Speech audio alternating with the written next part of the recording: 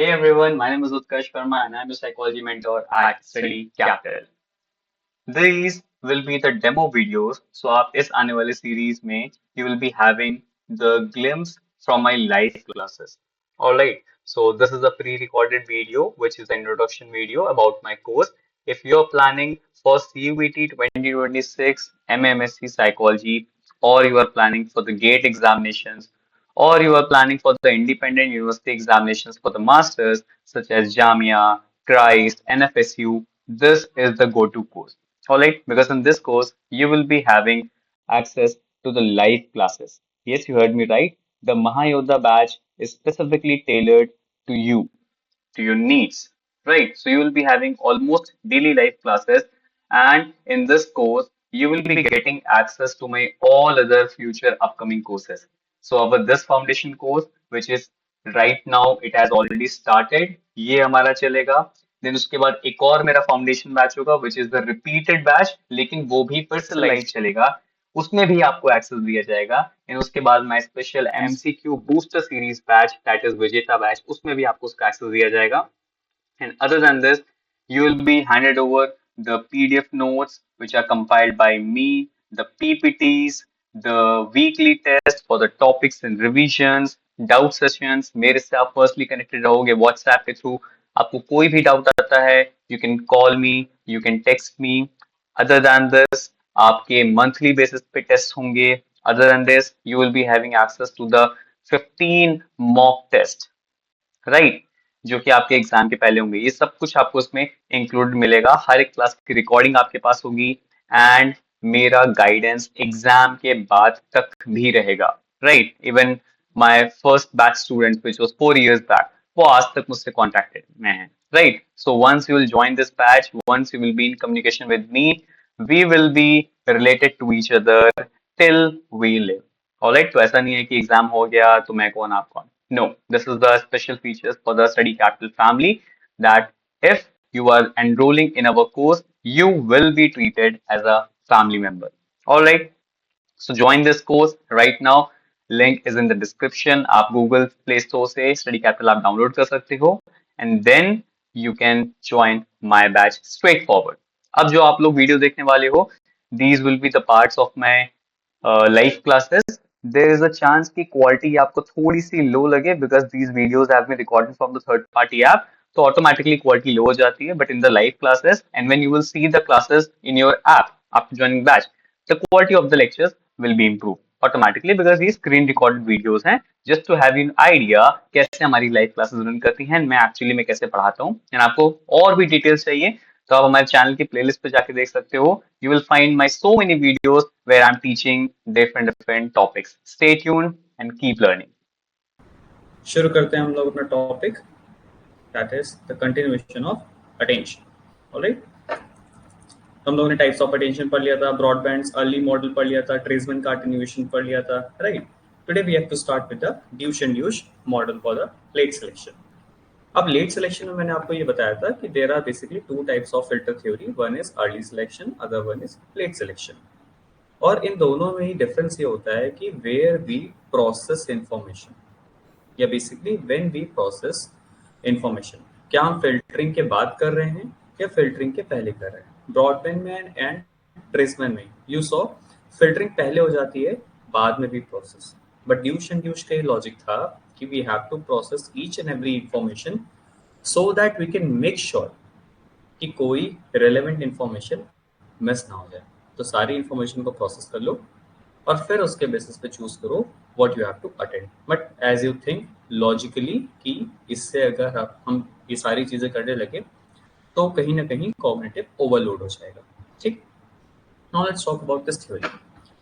They proposes that all incoming sensory information is processed to a certain extent, including analysis of the meaning. ऐसा नहीं है कि आप information को completely process करते रहो. नो, एक सर्टेन एक्सटेंट तक ये इंफॉर्मेशन प्रोसेस की जाती है. ठीक है, यानी कि एक सर्टेन एक्सटेंट तक ये इंफॉर्मेशन प्रोसेस की जाएगी. यहाँ पे एनालिसिस ऑफ मीनिंग भी होता है, मतलब वही semantic analysis. Clear? This is semantic analysis. Before selection filter determines which information enters conscious awareness. This contrast with early selection theories. यानी कि अगर आप इस पिक्चर में देखो, राइट, तो यहाँ पे आपका मैसेज आ रहे हैं सारे, right, these are the messages. यहाँ पे आपकी फिजिकल एनालिसिस हो गई, वही ब्रॉडबैंड वाला कंसेप्ट, फिजिकल कैरेक्टरिस्टिक्स के बेसिस पे। यहाँ पे आपकी सिमेंटिक एनालिसिस हो गई, राइट, कि आप लोग ये चेक करते हो कि उसका मीनिंग क्या है, रिलेवेंस क्या है, कॉन्टेक्स्ट क्या है, राइट। और अब यहाँ पे आपका फिल्टर लगा हुआ है और यहीं पे आप अटेंड करते हो मैसेज को और फिर उसके बेसिस पे आप रिस्पॉन्स करते हो। तो यही डिफरेंस है आपकी दोनों थ्योरीज में। सो ड्यूश एंड ड्यूश के मॉडल ने ब्रॉडबैंड के कंसेप्ट को, ठीक है, और ट्रेसमैन के कंसेप्ट को, यानी कि फिजिकल कैरेक्टरिस्टिक्स को भी हमने ले लिया और हमने सिमेंटिक एनालिसिस को भी ले लिया, और दोनों को मिला के we can say that okay now we can choose which response we have to make on the basis of the attended information or the attended message. Clear? तो ड्यूश एंड ड्यूश का मॉडल लेट सिलेक्शन पे काम करता है, right, it works on late selection model. कि हमने पहले physical analysis करी, उसके बाद हमने सिमेंटिक एनालिसिस करी, ये क्या हो गया ब्रॉडबैंड वाला, ये क्या है ट्रेसमैन वाला, और बाद में ये फिल्टर लगा हुआ है एंड हम अटेंशन के बेसिस पे इंफॉर्मेशन को परसीव करते हैं। ये है आपका Deutsche and Deutsch model. Understood? Clear है ये चीज? कोई दिक्कत है? तो तीनों अटेंशन मॉडल को मैं आपको रिवाइज करा देता हूँ शॉर्ट में। Broadbent says that we have a bottleneck capacity, it means कि हमारा अटेंशन एक लिमिटेड कैपेसिटी में है, and the information processing will take place on the basis of physical characteristics of the stimulus.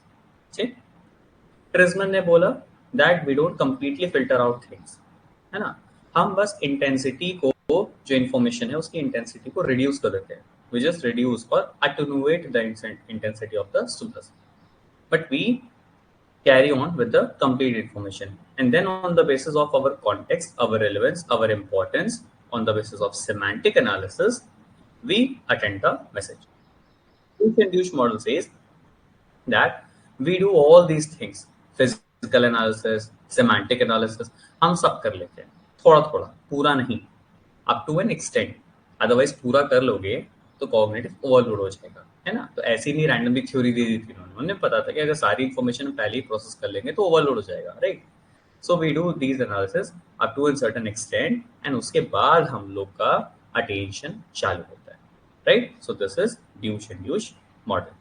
Clear? कोई doubt है किसी को? तो questions have been already asked from the topic of what? From the topic of broadband and ट्रेसमैन। काफी questions पूछे जाते हैं इनसे। ड्यूश एंड ड्यूश से अभी तक क्वेश्चन नहीं आया, सो इन फ्यूचर अगर क्वेश्चन आ भी गया, right, in your attempt in may be next 2-3 years 4 years जब भी, तो एटलीस्ट आपके अटेम्प्ट में आपको ये थ्योरी पता है।